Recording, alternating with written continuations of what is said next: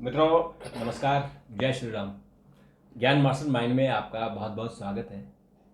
मित्रों, जो हमारे मंदिर हैं और उन मंदिरों का क्या रहस्य है, उस कड़ी को हम आगे बढ़ाते हुए आज एक ऐसे मंदिर के बारे में चर्चा कर रहे हैं जिनके 3 पिलर टूट चुके हैं और एक चौथा बचा हुआ है। और वो जिस दिन वो चौथा पिलर टूटेगा उस दिन इस धरती का प्रलय आ जाएगी, यानी कलयुग समाप्त हो जाएगा और फिर सतयुग की शुरुआत होगी। कितना समय लगेगा, वो मंदिर कहाँ पर है, वो किस देव का मंदिर है, इस बारे में हमारे शोधार्थी, हमारे विशेषज्ञ डॉक्टर प्रतीक मिश्र जी से बात करेंगे। डॉक्टर साहब, आपका बहुत बहुत स्वागत है। तो जैसे कल आपने खाटू श्याम जी के बारे में बताया कि खाटू श्याम जी कैसे उनको स्थापना हुई और उनको भगवान श्री कृष्ण ने कहा था कि कलयुग में उनकी पूजा की जाएगी। तो आज आप एक ऐसे मंदिर के बारे में बात कर रहे हैं कि जो मंदिर इस जो कलयुग है उस पर टिका हुआ है, यानी जिस दिन उस मंदिर का चौथा खंभा टूटा उस दिन एक कलयुग भी समाप्त हो गया। हाँ, ऐसी मान्यता है कि जिस दिन चौथा खंभा उसका टूट जाएगा उस दिन प्रलय हो जाएगी। देखिए, भारत की भूमि जो है वो तमाम रहस्यमयी और चमत्कारिक घटनाओं से भरी पड़ी है। हमारे देश के अंदर और विशेषकर महाराष्ट्र में बहुत सारे रहस्यमयी मंदिर हैं, लेकिन जिस मंदिर की आज चर्चा करेंगे ये दुनिया के कुछ गिने चुने बड़े रहस्यमयी मंदिरों में से एक मंदिर है और इसके अंदर इस तरीके के रहस्य छुपे हुए हैं जिनका कि विज्ञान भी अभी तक जवाब नहीं ढूंढ पाया है। कई रहस्य ऐसे हैं जिन पर विज्ञान काम कर रहा है, विज्ञान ने भी काम किया, उन्होंने अपनी थ्योरी दी, लेकिन उसका पता नहीं बता पाए कि इस थ्योरी के पीछे लॉजिक क्या है। हमारे सनातन धर्म में उसको जो है चमत्कार और रहस्य माना जाता है और कहा जाता है कि ये भगवान की कृपा है। जिस मंदिर के बारे में आज चर्चा करेंगे ये महादेव का मंदिर है। महाराष्ट्र में अहमदनगर जिले के अंदर जो सह्याद्री पर्वत श्रृंखला है उसके हरिश्चंद्रगढ़ पर ये अनोखा और रहस्यमयी मंदिर स्थित है।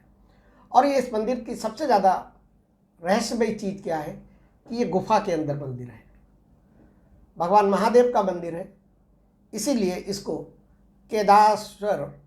केदारेश्वर गुफा मंदिर कहा जाता है।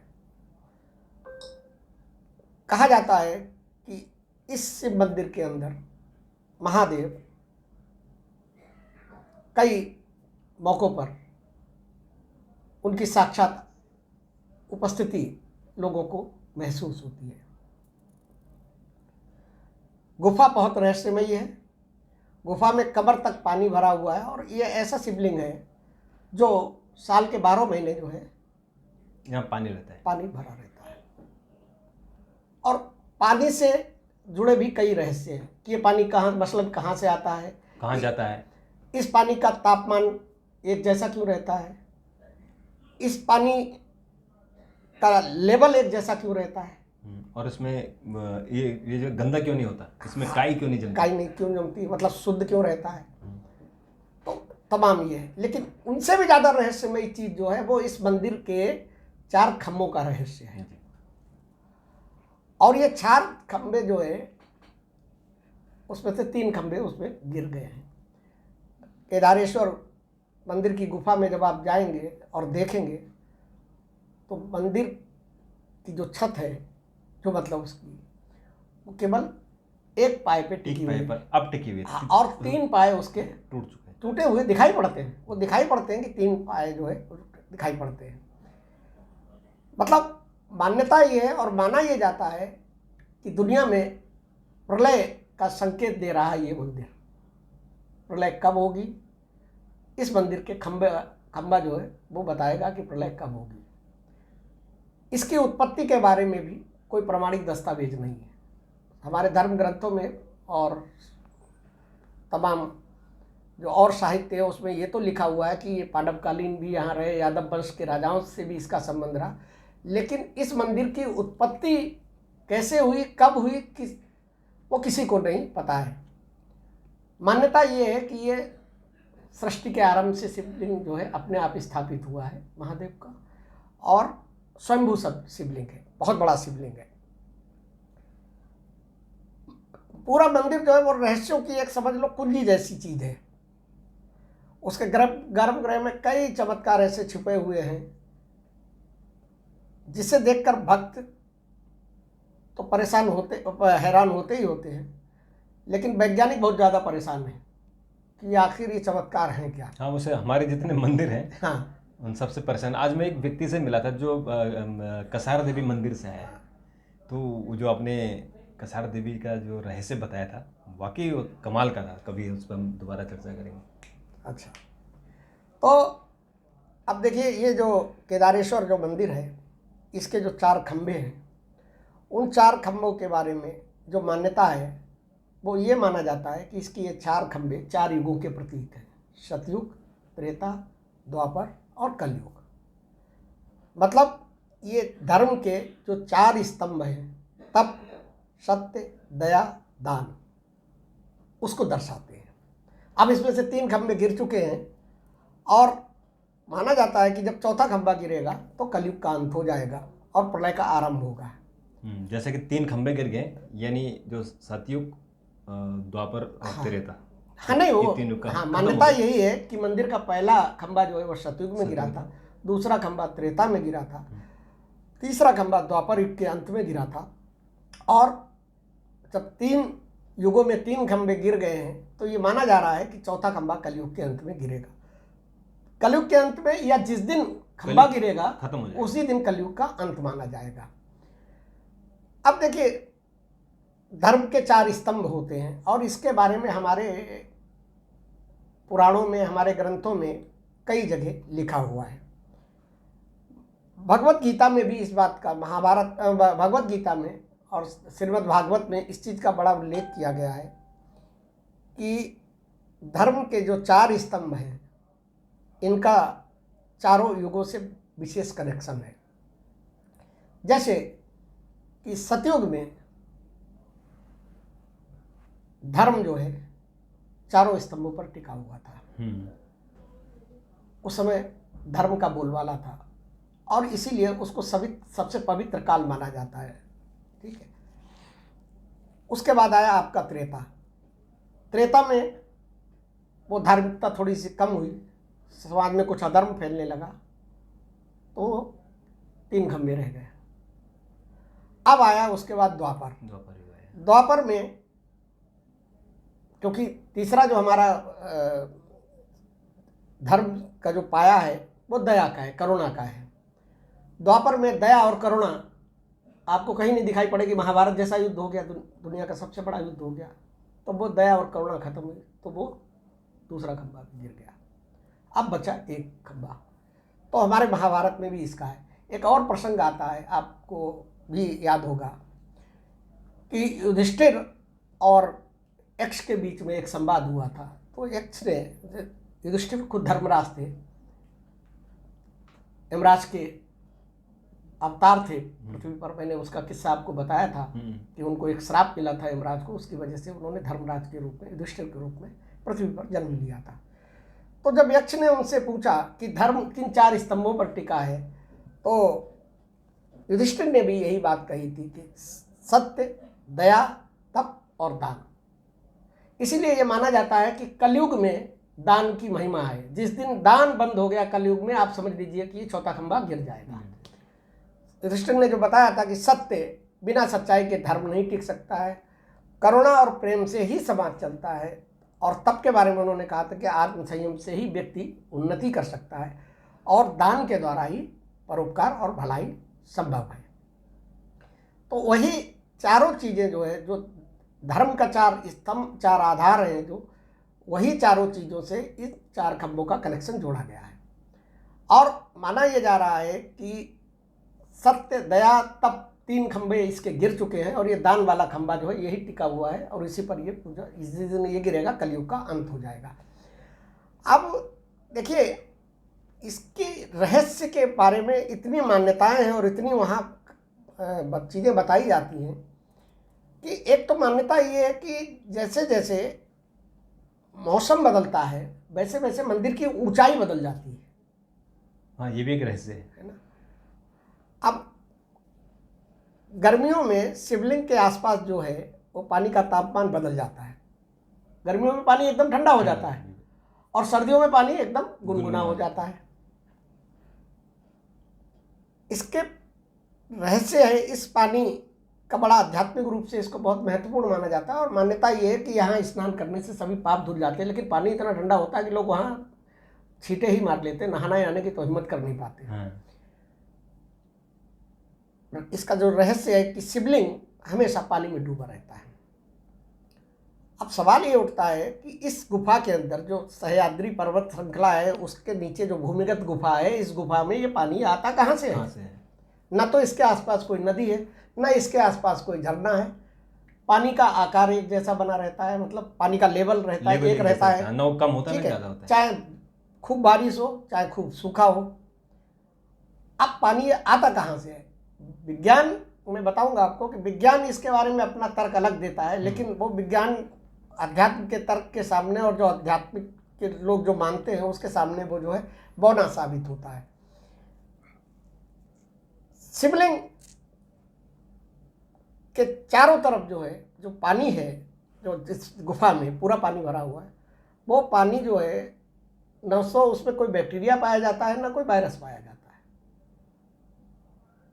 उसकी पानी की जांच की गई। हाँ, तो जबकि इतने सालों से वो बंद है तो ये वो कहीं बहता नहीं है। हाँ, बहता नहीं है। तो ये मतलब वैज्ञानिकों के लिए एक रहस्य बना हुआ है कि भाई ऐसी इसमें क्या चीज़ है कि जिससे ये पानी जो है गंदा क्यों नहीं होता, क्योंकि वो पानी बहता हुआ पानी नहीं है। आप ये नहीं जमा कह सकते है कि हाँ जमा हुआ पानी तो है, खराब हो जाता है, सड़ जाता है। हाँ, और उसमें काई जम जाती है। लेकिन जैसे हमारी गंगा जी हैं, हाँ, तो गंगा जी चूंकि बह रही हैं और वो तमाम पहाड़ों से कंदराओं से जब वो आती हैं, हाँ, तो वहाँ जो जड़ी बूटियाँ हैं, मिट्टी है, उनसे छनकर आती है, तो वो इतनी पवित्र हो जाती है कि उस पर कीड़े नहीं पड़ते। और चूँकि हम तो गंगा जी को हम देव नदी मानते हैं, हाँ, उनका अपना महत्व है। लेकिन यहाँ तो ऐसी कुछ बात नहीं है, यहाँ तो कुछ बंद है नहीं, और फिर भी पवित्र है। पवित्र है। तो अच्छा, नहीं कोई भी मौसम हो, कुछ भी, जैसे बहुत ज़्यादा बारिश हो तो कायदे में तो ये होना चाहिए कि ऊपर तक भर जाना चाहिए। और गुफा है, मतलब भूमिगत गुफा है, लेकिन ना पानी का लेवल एक जैसा ही रहता है। तो ये ऐसे ढेर सारे रहस्य हैं जो इस मंदिर से जुड़े हुए हैं। अब मंदिर के निर्माण के बारे में जैसा मैंने आपको बताया कि कोई प्रमाणिक दस्तावेज नहीं है, लेकिन कुछ मान्यताओं में ये माना जाता है कि महाभारत काल में पांडवों ने यहाँ पर आकर शिवलिंग को जब देखा तो उन्होंने भगवान शिव की पूजा की। कुछ जगह ये भी उल्लेख मिलता है कि उन्होंने ही शिवलिंग की स्थापना की और मंदिर का निर्माण कराया। हाँ, मंदिर का निर्माण कराया। अब अगर इतिहास के हिसाब से देखें तो इतिहास में ये माना जाता है कि यादव वंश और राजा भोज के वंशजों ने जो है 12वीं या 13वीं शताब्दी में इस मंदिर का निर्माण कराया होगा। तो 12वीं और 13वीं शताब्दी में अगर निर्माण कराया होगा तो आप समझ सकते हैं कि ये कितना पुराना मंदिर है, उस हिसाब से भी देखा जाए। एक और मान्यता ये है कि चूंकि वो आदिवासी एरिया है तो माना ये जाता है कि आदिवासी लोगों ने शुरू में यहाँ पे आदिवासी जो है वो भगवान शिव की आराधना करते थे और भगवान शिव को प्रकृति का देवता माना जाता है। और आदिवासी चूंकि प्रकृति से जुड़े हुए होते हैं, प्रकृति के साथ रहते हैं, प्रकृति के साथ तालमेल अगर कोई सबसे ज़्यादा करता है पृथ्वी पर तो वो आदिवासी जीवन है, तो वो शिव के उपासक होते हैं। तो ये भी एक मान्यता है कि वहाँ पर जो है इसे आदिवासियों ने जो है बनाया होगा। उन्होंने वो आके इस मंदिर में शिवलिंग की पूजा किया करते होंगे। अच्छा, इसमें क्या है कि इसकी जो वास्तुकला है जो और जो शैली है वो बड़ी अद्भुत है। ये माना जाता है कि ये मतलब सामान्य लोगों ने बनाया हुआ नहीं है, कहीं ना कहीं इसमें कोई देवीय शक्ति ने भी जो है योगदान किया है, जिसकी वजह से इतना अच्छा और इतना सुंदर मंदिर बना हुआ है। अब देखिए वैज्ञानिक दृष्टिकोण क्या कहते हैं, क्योंकि ये प्राकृतिक गुफा है, वहाँ पर जो है गुफाएं प्राकृतिक हैं उस सह्याद्री पर्वत में। तो वैज्ञानिकों का मानना ये है कि चूँकि ये एक प्राकृतिक नेचुरल जो गुफा थी उसके अंदर बना हुआ है और इसलिए वहाँ पे तापमान नहीं पहुँच पाता है, इसलिए पानी वहाँ का ठंडा रहता है। ये उनका अपना कहना था। दूसरे वो कहते हैं कि जैसे जल के बारे में कहते हैं कि जल कहाँ से आता है, तो हमारे जो श्रद्धालु हैं, जो भक्त हैं, उनका कहना ये है कि ये शिव जी महादेव का चमत्कार है। लेकिन वैज्ञानिकों का ये कहना है कि चूँकि सह्याद्री पर्वत पर तमाम झरने और झीलें हैं, उनसे पानी रिस रिस कर आता है, और रिस रिस कर आता है इसलिए वो जो है ठंडा रहता है। अब ये वैज्ञानिक दृष्टिकोण है, लेकिन वैज्ञानिक ये नहीं बता पाया कि ऊपर कहाँ पर झरना है, कहाँ पर झील है। भाई आप कह रहे हैं कि ऊपर झील होगी, झरना होगी, तो बताइए ना कि झील और झरना कहाँ पर है। तो उसका पता अभी तक नहीं बता पाया। अच्छा, चूंकि वो कहते हैं कि जल स्थिर क्यों रहता है, तो उसके लिए कहते हैं कि वो इसलिए स्थिर रहता है क्योंकि वो बूंद बूंद करके टपकता है। अब बूंद बूंद करके टपकता है, लेकिन वहां टपकते हुए दिखाई नहीं पड़ता। टपकता है तो फिर वो जाता कहाँ है? हाँ। तो उसका लेवल तो ऊपर नहीं होता। लेवल नहीं होता। दूसरी बात यह कि अगर बूंद बूंद टपक रहा है तो दिखाई पड़ेगा ना कहाँ से, उसका स्रोत का पता नहीं लगा पाया। कुछ वैज्ञानिक ये भी थ्योरी देते हैं कि जो भूमिगत जल धाराएं या भूमिगत जल स्रोत हैं, उनके द्वारा जो है पानी नीचे से ऊपर आ रहा है। तो हाँ, वैज्ञानिक दृष्टिकोण जो है, कोई ना कोई कोई अपनी थ्योरी देता है, लेकिन दोनों थ्योरी आपस में कंट्राडिक्ट करती है। कि कुछ वैज्ञानिक ये कहते हैं कि ऊपर से टपकता है, तो टपकता हुआ दिखाई नहीं पड़ता, मतलब रिश्ता। हाँ, मतलब विज्ञान को तो अपनी थ्योरी देनी है। जैसे कि हमने कसार देवी जी के बारे में बताया था कि वहाँ एक मैग्नेटिक पावर है। हाँ। तो साइंस उसे बता ही रहा है कि यहाँ एक ऐसा हो सकती है, यहाँ मैग्नेटिक पावर हो सकती है। हाँ। लेकिन मैग्नेटिक पावर का वो सोर्स नहीं है, सोर्स नहीं पता पाए। जैसे ज्वाला देवी में ज्वाला तो जल रही है। हाँ। लेकिन वो ज्वाला कैसे जल रही है, कहाँ से जल रही है, ये किसी को पता नहीं। लेकिन साइंस अपना उसमें समीकरण देता है। साइंस थ्योरी दे रहा है कि यहाँ पर जो है वो कुछ गैस का जो है भंडार होगा, लेकिन वो उसकी तमाम खुदाई की गई। खैर, ज्वाला देवी का तो चमत्कार अलग ही है। हाँ, नहीं, पर हम कह रहे हैं कि जो साइंस तो अपनी थ्योरी देता है। आप कहेंगे मुझे पीड़ा हो रही, तो उसमें भी साइंस अपनी थ्योरी देगा। आप भी देखिए, वो जो खंबे मंदिर के 3 खंबे गिरे हुए हैं, तो उसके बारे में साइंस का कहना ये है कि भाई भूवैज्ञानिक गतिविधियां हुई, प्राकृतिक क्षरण होता है, चीज़ें मतलब पुरानी होती हैं, टूटती हैं, ठीक है ना। और उनका ये भी कहना है कि जो सह्याद्री पर्वत श्रृंखला है, या जो ये ज्वालामुखी चट्टानों से बनी हुई है, जैसे अपनी अरावली वाली है ना, तो ये ज्वालामुखी चट्टानों से बनी है, तो उसके साथ क्या है कि जल, हवा और तापमान परिवर्तन होता है, जिससे ये क्षतिग्रस्त हो जाती है ना। भूकंप की वजह से 3 खंबे गिर गए हों, भूस्खलन की वजह से गिर गए हों, या जल का प्रभाव ज़्यादा हुआ हो, उसको नहीं रोक पाए, उसकी वजह से कहीं हो। लेकिन हमारा सनातन धर्म जो है उसे आध्यात्मिक दृष्टि से देखता है, और उसका ये मानना है कि ये 3 खंबे जो है 3 युगों के अंत की प्रतीक हैं, और ये चौथा खंबा जो है ये कलयुग के अंत का प्रतीक है। अब वैज्ञानिक इस चीज़ का अभी तक पता नहीं लगा पाए कि ये पानी जो है ये इसका लेवल 1 क्यों रहता है, और ये सूखता क्यों नहीं कभी। इस चीज़ का वैज्ञानिक अभी भी पता नहीं लगा पाए, उनके लिए रहस्य बना हुआ है। पानी के स्रोत का स्पष्ट प्रमाण भी वो नहीं दे पाए। मैंने बताया ना कि कुछ वैज्ञानिक ऊपर से कहते हैं, कुछ नीचे से, लेकिन स्रोत का प्रमाण नहीं दे पाए। तो ऐसा माना जाता है कि, और ऐसी मान्यता है कि ये महादेव का मंदिर जो है, महादेव की यहाँ पे कृपा है। और कुछ बड़ा इसका मतलब उस महाराष्ट्र के अंदर इसका बहुत ज़्यादा प्रचार प्रसार है, बहुत ज़्यादा श्रद्धालु आते हैं, और ऐसी मान्यता है कि यहाँ पर जो भी मतलब अपनी मनोकामना लेके आता है, उसकी मनोकामना पूरी होती है। और वो जो ठंडे जल में, उस गुफा के ठंडे जल में जहाँ शिवलिंग है, उससे अगर नहा लेता है तो उसको जो है उनकी मान्यता ये है कि मतलब ये कई कुंभों का जो है, कई कुंभ महाकुंभ का जो है उसको पुण्य मिलता है। प्लस ये भी मान्यता है कि उस पानी से नहाने से तमाम बीमारियाँ दूर हो जाती हैं।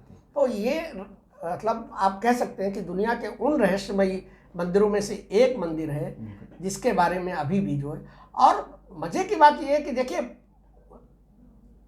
4 पाए पे छत बनी हुई है, लेकिन एक पाए जो है लटक गए, टूट गए हैं, लटके हुए। हाँ, एक पाए पे पूरी छत टिकी हुई है। ये अपने में खुद उसका बैलेंस देखिए आप। ये कुदरती तो है। ये अपने में खुद जो है एक रहस्य है, एक चमत्कार है। इसके किसी चमत्कार से कम नहीं मान सकते आपको।